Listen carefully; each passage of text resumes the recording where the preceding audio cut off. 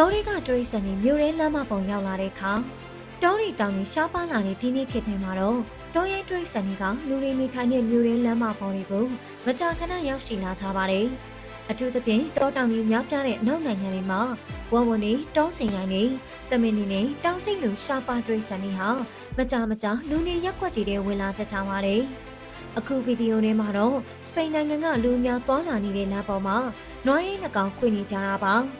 နွားရိုင်းနေအောင်ဒေါသထွက်နေတဲ့ချိန်ဆိုရင်သူတို့မျက်စိရှိမြင်သမျှကိုကျိုးနဲ့ခွေတက်ကြပြီးလူတွေလည်းနားကပ်လို့မရပါဘူး။နောက်တစ်ခုကတော့ကြံတကောင်ဟာလူနေရက်ွက်ထဲဝင်လာလို့ရဲတွေကထိမ့်သိမ်းပြီးတောထဲပြန်လွန်နေတာပါ။အရန်အေးခဲတဲ့ရာသီဥတုရှိတဲ့ဆွစ်ဇာလန်နော်ဝေးတို့လိုနိုင်ငံတွေမှာတော့ပိုလာဘုံကိုအနေနဲ့လည်းရှိပါသေးတယ်။ဗီဒီယိုထဲမှာတော့ပိုလာဘုံကလူကုန်မြင်လို့အနာကပ်လာပြီးမြဲတန်လေကားတွေရှိနေတာကြောင့်လွတ်မြောက်သွားတာပါ။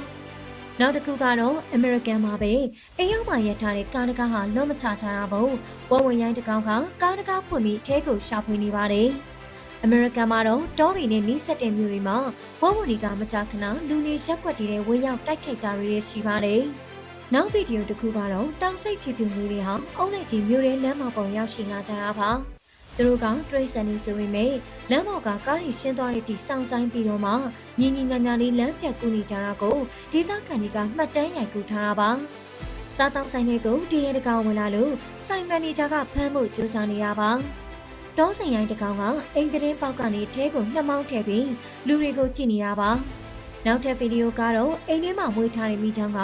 အပြင်ဘက်ကိုလွတ်ထွက်သွားလို့သခင်အိတ်ရှင်တွေကမိချောင်းကိုပြန်ခေါ်နေကြတာပါ။ညဘက်ကောင်းပေါက်ပြီးအိမ်ပြန်လာတဲ့ချိန်ပိန်နေနေတဲ့ချင်းသေးတကောင်ကကားမရောက်ကြောင်းတောင်ကုန်းပေါ်ခုန်တက်သွားခဲ့တာပါချင်းသေးကိုနီးကပ်တွေ့လိုက်ရတဲ့ကားတွေကလူတွေအတွက်တော့အသေးတစ်ထိပ်ထိနဲ့ရှင်းဖို့စရာကောင်းနေမှာပါအခုဗီဒီယိုလေးတွေကတော့တောရဲတရိတ်ဆန်တွေဟာမြို့ထဲလူနေရက်ွက်တွေဝေရောက်လာတဲ့မှတ်တမ်းဗီဒီယိုတွေပဲဖြစ်ပါတယ်နောက်နေ့ဒီမှာလည်းခုလိုဘ ഹു တုတရစရာတွေတင်ဆက်ပေးမှာမို့ကျမတို့ channel လေးကို like and subscribe လုပ်ခဲ့ပေးကြပါဦးရှင်